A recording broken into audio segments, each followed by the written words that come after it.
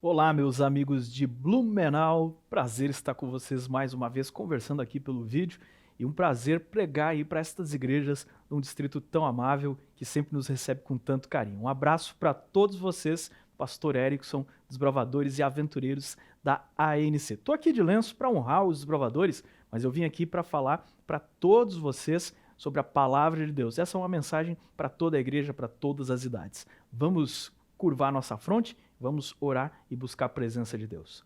Pai Todo-Poderoso, nesse momento vamos abrir a Tua palavra, pedimos o Teu Santo Espírito para compreender, Senhor, a Tua vontade, os Teus ensinamentos e a Tua natureza. Em nome de Jesus, amém.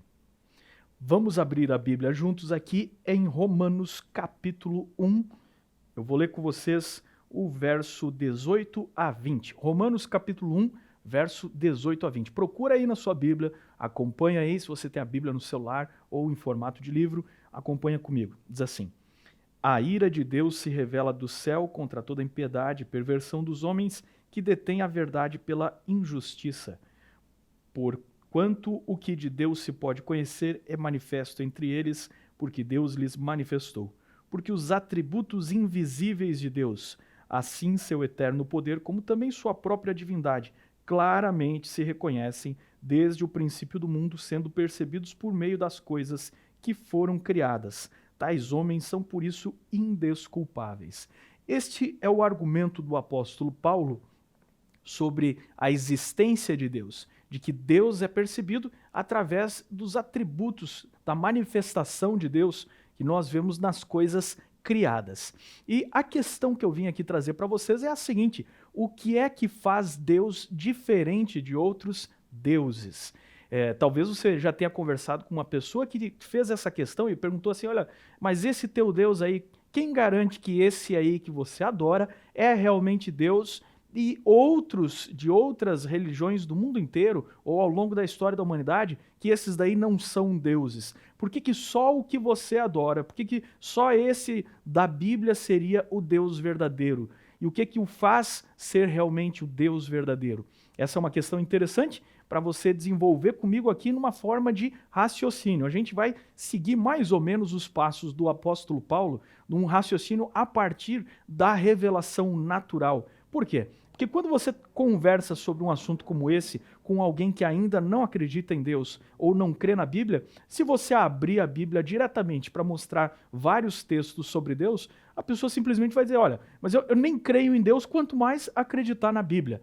Então é para esse tipo de gente que Paulo está conversando, está se dirigindo a eles e está desenvolvendo a linha de raciocínio de revelação natural para depois ir para a revelação especial, que é a Bíblia Sagrada. Então, o que é revelação natural? Revelação natural é como nós percebemos Deus nas coisas criadas, na natureza, em nossa consciência e de uma forma geral, em tudo que está à nossa volta, nos mostra o poder e a identidade de um Criador, mas a gente não tem exatamente a certeza de como é o caráter ou a certeza da vontade desse Criador. Então, para isso, para entender quais os planos, os propósitos do Criador, para isso Deus deu a revelação especial, que nós chamamos de revelação profética, e ela se transformou na Bíblia Sagrada, ok? Aquilo que os profetas revelaram, aí foi para o texto, e hoje nós temos a Bíblia Sagrada, a revelação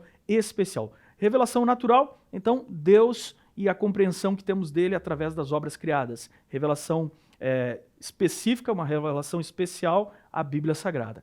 Mas como é que a gente começa? Interessante, né? Poucos dias atrás aí morreu um grande jogador de futebol, o Maradona, que alguns consideravam como o deus do futebol. Inclusive, não sei se você sabia, mas lá na Argentina tem a igreja do Maradona.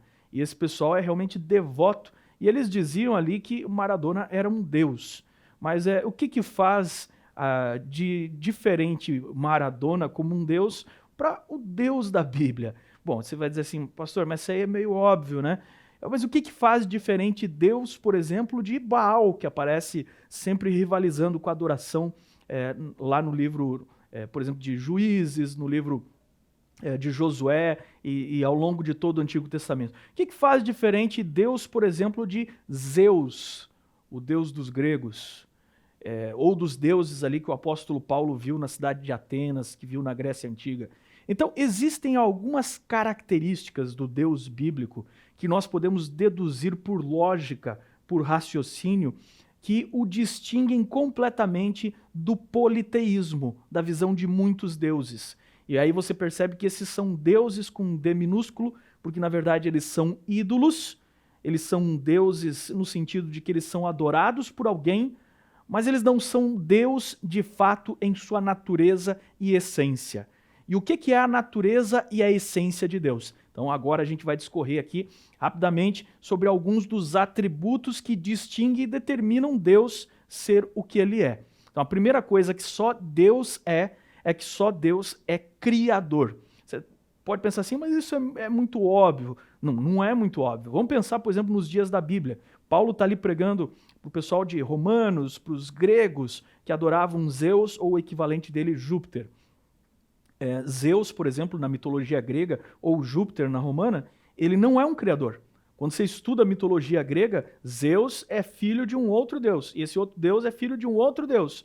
E aí você vai voltando, e você chega nos elementos da natureza, que de repente desses elementos, como o caos aquoso, evoluíram e se tornaram nos primeiros deuses, os deuses das forças naturais, a água, o vento, o raio, o trovão, e assim surgem os deuses, surgem das próprias forças da natureza que, segundo o pensamento dos pagãos, sempre existiu. Se você for para a mitologia da Suméria, da Babilônia, é a mesma coisa. Você vai voltando, você tem um deus que deu origem ao outro, até que o primeiro deus nasce lá do caos aquoso, dos elementos da natureza, porque sempre no elemento pagão, Deus sempre no elemento pagão, a natureza é eterna.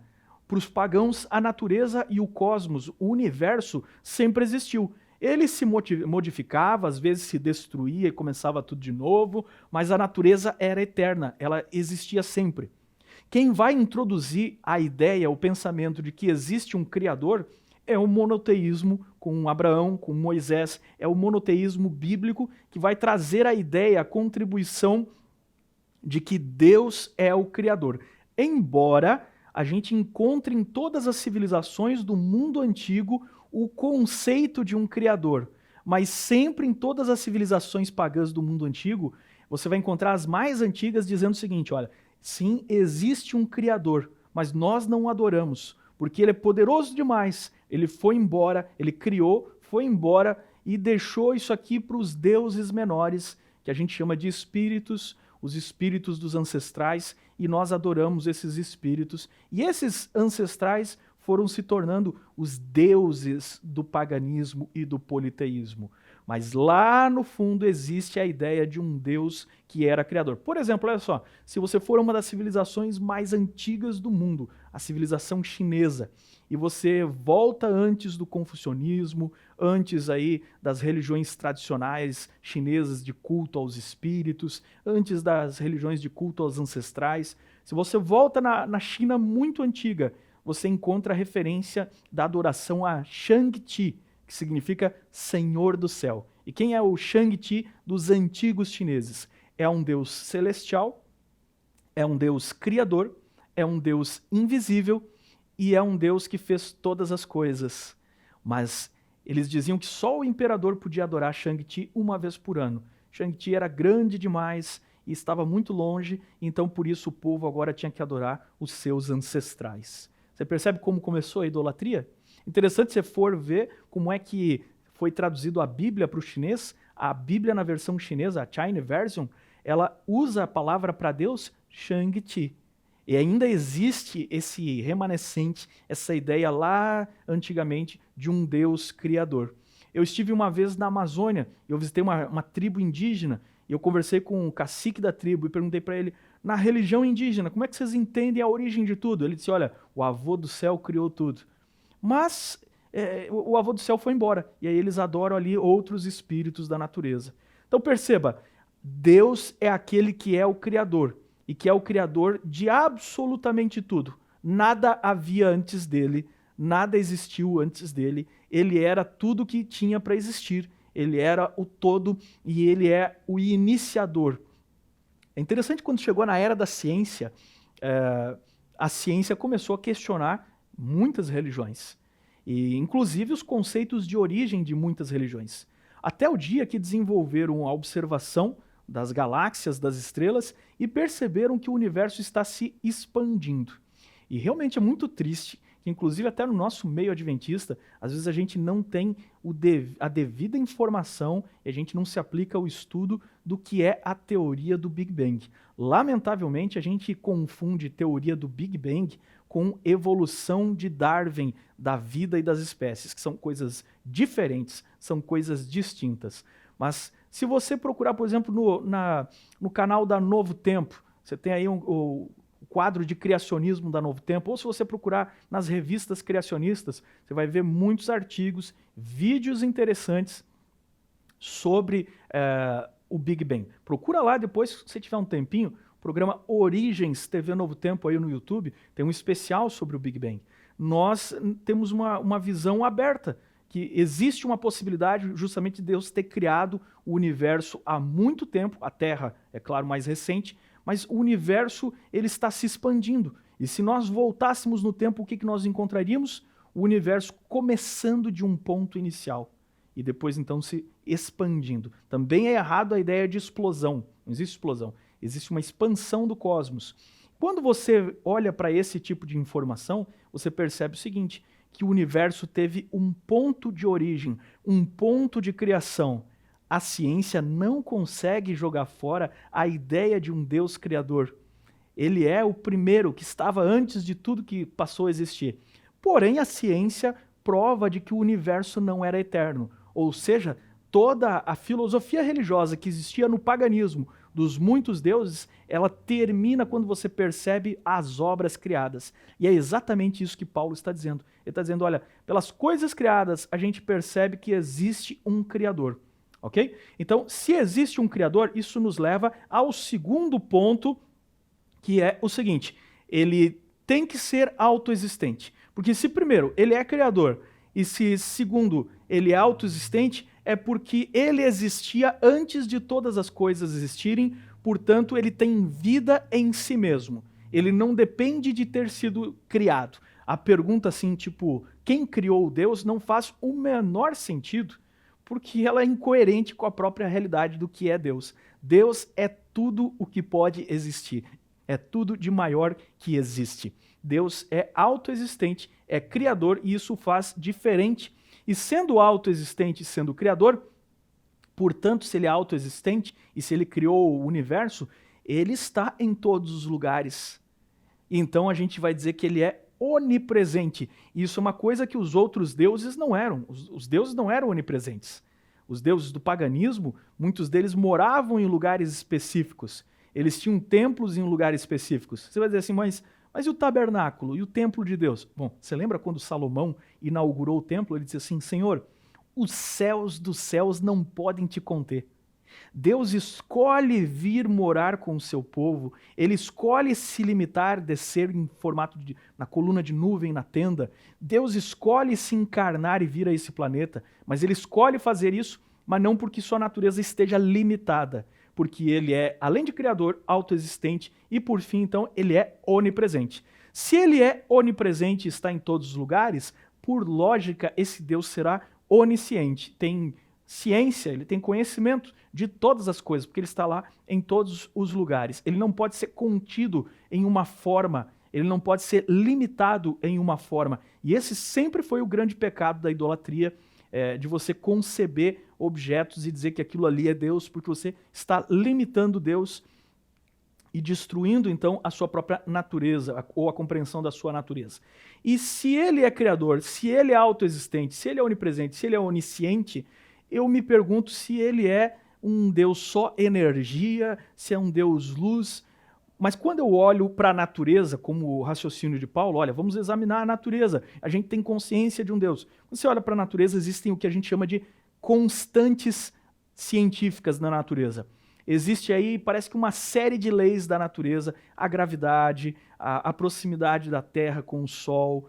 Existe uma série de equações que parece que colaboram para que o ser humano exista e exista com qualidade de vida. Essa série de intencionalidades me mostra de que Deus não é uma energia. Deus é uma pessoa que tem ideias, que tem desejos, que tem intenções, ele tem intencionalidade. Portanto, Deus não é um Deus luz, um Deus fumacinha. Não, Deus é um ser pessoal, que tem intencionalidade, que tem propósitos. E se ele tem habilidade, se ele é criador, se ele é autoexistente, se ele é onipresente, se ele é onisciente, se ele é pessoal, e se ele criou todas as coisas, ora, se criou todas as coisas, ele é onipotente, certo? Onipotente porque ele é capaz de ter criado todas as coisas. Então, veja que coisa interessante. Se você imaginar, por exemplo, que existisse dois deuses, como dizia a religião de Zoroastro, que era a religião dos antigos persas, lembra do Império Medo-Persas? Eles tinham uma religião chamada Zoroastrismo. Se você pensar que fosse o conceito que Zoroastro, que era o profeta deles, tinha de Deus. Então Zoroastro dizia o seguinte, olha, existem dois deuses. Ahura Mazda, dizia ele, que é um deus bom, e por isso que tem coisas boas no mundo, e diz assim, e existe um segundo, um gêmeo maligno dele, que é o Ahriman. E esses dois, o bom e o mal, o Deus bom e o Deus mal, estão em constante conflito. E por isso a gente tem coisas boas e coisas ruins no mundo. Esse conflito, dizia Zoroastro, vai até o final. Parece que tem até alguma semelhança conosco, mas não tem. Porque quando a gente olha para a realidade do que é o monoteísmo, não há outro igual a Deus. Existe um inimigo de Deus, que é chamado na Bíblia de o diabo, Satanás, e ele se esforça em lutar contra Deus, mas ele não é da mesma natureza de Deus. Ele não é criador, ele não é autoexistente, ele é um ser que foi criado. Ele não é onipresente, ele não é onisciente. Existem limitações, ele não é nada disso. E ele não é nem perto de onipotente. Imagine que se tivesse dois deuses como no zoroastrismo, se um deus vencesse o outro, então um deus seria onipotente e o outro não seria Deus. Porque para ser Deus ele tem que ser onipotente. Para ser onipotente é porque ele foi o criador, então ele tem todo o poder de criar. Você entendeu? Se o Deus B vencesse o Deus A, seria o contrário. Este seria Deus de verdade, o outro seria apenas uma criatura inferior, um ser criado. Se os dois tivessem poder para empatar nessa luta entre si, então aqui você tem um problema, porque então nenhum dos dois é onipotente, porque nenhum conseguiu vencer o outro. Para ser onipotente, ele teria que ter todo o poder, inclusive de vencer o seu adversário. Quando você olha para a Bíblia, aí já é bem o contrário. Na Bíblia você tem Deus, ele é onipotente e ele vai executar todos os seus planos e propósitos, porque ninguém pode impedir os seus propósitos. Você percebe? Ora, se apenas um pode ser onipotente, isso me leva a um raciocínio de que para ser Deus tem que ser criador, portanto é o que aparece na Bíblia. Para ser Deus tem que ser autoexistente, é o que aparece na Bíblia. Ele tem que ser onipresente, onisciente, ele tem que ser pessoal, que é o Deus mostrado pela Bíblia, e ele tem que ser onipotente. E nós vimos que para ser onipotente, só um consegue ser onipotente. Não é possível ter dois deuses onipotentes. Veja, por exemplo, na mitologia grega. Os deuses gregos é Deus com D minúsculo. Não é Deus de verdade, por quê? Porque eles não são onipotentes. Na batalha dos deuses, por exemplo, Zeus, para lutar contra os titãs, ele não consegue vencer os titãs sozinhos. Ele precisa de ajuda dos outros irmãos dele, dos outros deuses. Ele precisa de ajuda de ferramentas. E ele não tem em si força para vencer sozinho. Ele não é onipotente, ele não é Deus de verdade. E é isso que Paulo mostrava para eles quando pregava no meio desse povo. Ora, se ele é onipotente, então eu chego à conclusão de que ele é único, porque só um pode ser onipotente. E se ele é um Deus único, de todas as religiões que eu tenho por aí, apenas a religião bíblica consegue seguir esses 7 passos, essas 7 características daquilo que só Deus é. Você entendeu? Então, só na Bíblia você vai encontrar esse conjunto de características. E aí você diz assim, mas aí você tem o judaísmo, você tem o islamismo e você tem o cristianismo. E qual desses aí eu vou ficar? Não seria o judaísmo que é o primeiro? ou então islamismo e tal. Como é que eu escolho entre esses? Então eu tenho que perceber algumas coisas. Eu tenho que perceber algumas características de Deus que somente a Bíblia revela, com a Bíblia como um todo. Se eu ficar no judaísmo, eu não tenho os evangelhos. E ainda assim, pode ser que eu tenha uma percepção um pouco árida a respeito de Deus. Porque foi necessário, segundo a Bíblia, que Deus enviasse seu Filho para que nós conhecêssemos o aspecto amoroso de Deus. E a mensagem de Jesus é uma mensagem extraordinária, é uma mensagem que dividiu as Escrituras, dividiu a história, é o limiar de tudo. A encarnação do Filho de Deus, o próprio Cristo revelando que o Pai é um Pai amoroso. E aqui tem uma coisa interessantíssima de você perceber.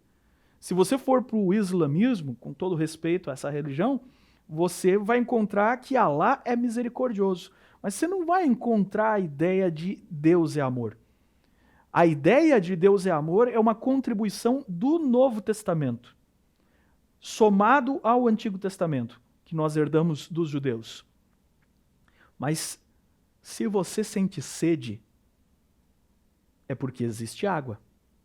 Se você sente fome, é porque existe comida. E esse foi o raciocínio do mais relutante dos convertidos, C.S. Lewis, um catedrático de Oxford, professor de literatura, um homem culto e que era ateu. Mas ele sentia no seu coração uma sede por adorar. Ele sentia uma fome que ele não sabia do que era, uma fome espiritual. E um dia ele chegou a essa conclusão: se existe sede, então existe água. Se existe fome, existe comida. E esse homem caiu de joelhos, o mais relutante dos convertidos, como ele mesmo se descreve, caiu de joelhos do lado da cama dele e fez a oração da vida dele e entregou a vida dele a Cristo, porque ele sentia que precisava ser amado. E todos nós precisamos ser amados. E onde é que você vai encontrar a fonte, a descrição do amor? É nos evangelhos, na mensagem de Cristo. E é por isso, porque Deus é amor, que você, por lógica, tem que escolher a Bíblia como a revelação de Deus. Porque por lógica você olha para a natureza e vê que existe um Criador. Por lógica você percebe então que se ele é Criador, tem que ter sido autoexistente. E se ele é autoexistente, é onipresente. Se ele é onipresente, também é onisciente. Se ele é onisciente, e você vê tudo que ele criou, que tem lógica, que tem funcionalidade, que tem razão, a natureza é estudável, então você percebe que havia intencionalidade. E isso quer dizer que ele é pessoal. E se ele é um Deus pessoal, ele também é um Deus onipotente, porque isso o conecta com o ser criador. E sendo onipotente, só pode ser um Deus. E se ele é o único Deus, e eu olho para as três religiões, judaísmo, islamismo, cristianismo, destas eu tenho que escolher a religião que manifesta o Deus de amor, porque amor é a necessidade que eu tenho e é a necessidade que eu busco. Então esse Deus tem que ser de amor. Por lógica, eu cheguei ao Novo Testamento e a escolher Jesus Cristo como a maior revelação de Deus. E para fechar aqui, galera, se Deus é amor, e se Deus é o Criador e antes dele não existia nada, como é que ele podia ser amor antes de criar o universo, se amor é uma coisa que eu compartilho, se amor é uma coisa que eu tenho que doar? A gente ama. E é isso que faz de Deus ser natureza de amor, porque ele ama. Antes de criar, não tinha nada. Então o que ele amava? E como é que ele manifestava o seu amor? Como ele podia ser de natureza amorosa sem existir alguma coisa para amar? Ora, a gente viu que não tem como escapar do fato de que para ser onipotente ele é único. Mas sendo amor e sendo único, isso me prova de que tinha mais alguém por ali. E, portanto, Deus é triuno. Porque, por lógica, para ele ser amor antes da criação, ele já estava amando. O Filho ama o Pai, o Pai ama o Filho e o Espírito Santo. E essa já é uma evidência, por lógica, da existência da Trindade.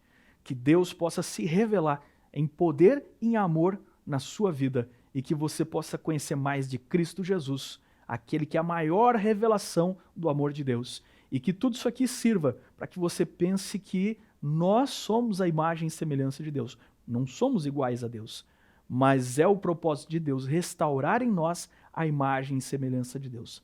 Só há um Deus. Ouve, ó Israel, o Senhor nosso Deus é o único Deus. E esse Deus é um Deus de amor que tem um plano para você. Que Deus abençoe. Pai Todo-Poderoso, queremos te dar graças, Senhor, por tua revelação. Queremos te conhecer mais a cada dia. Abençoa todas as famílias, todos os que estão nos ouvindo agora. Que o Senhor possa se revelar a eles como um Deus poderoso e um Deus de amor. Em nome de Jesus, amém. Um abraço e até a próxima.